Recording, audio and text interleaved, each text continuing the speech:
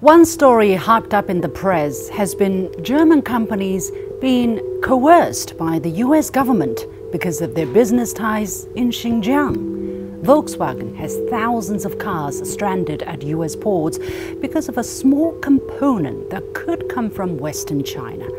The chemical giant BASF is facing similar pressure. Both companies might have to leave the region. Who are the bad guys here? The Chinese authorities, who brought stability and growth back to the region? The multinationals, who are simply trying to do business? Or the US government, who enacted a law based on lies and is now invoking it to strong-arm foreign companies in their investment decisions? The so-called Uygur Forced Labor Prevention Act perpetuates a fiction based on claims that have never been substantiated. Volkswagen has debunked such baseless accusations when an independent audit found no sign of forced labor at its Xinjiang site. Even some Western mainstream media outlets reported this. I call the act the Uygur Forced Poverty Act.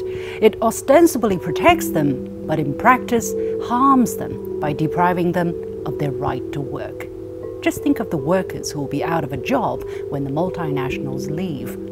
The law also bans all goods coming from Xinjiang unless importers can prove that there is no forced labor involved. This is to collectively punish the Xinjiang people based on hearsay and to economically disenfranchise the Uyghurs, the Muslim group that the US suddenly cares so much about. You don't hear the love when Palestinians are being killed outright. The US talks about competition with China. If these are the kind of rules that we need to play by, forget about it. China cannot play in a game where the US is the judge, jury, and executioner at the same time. There could be an endless stream of false accusations to kneecap China and scare away businesses, and there will be an endless line of useful idiots, to borrow the words of Western politicians, who are willing to play a supporting role. The genocide lie has run out of steam, and the forced labor canard is dying too. 1.5 years after the US ban took effect, Xinjiang's cross-border trade is booming. Last year, its exports to Central Asia, for instance, rose by 23%, and its overall cross-border trade is set to grow further. I personally witnessed huge wind turbines being transported through customs.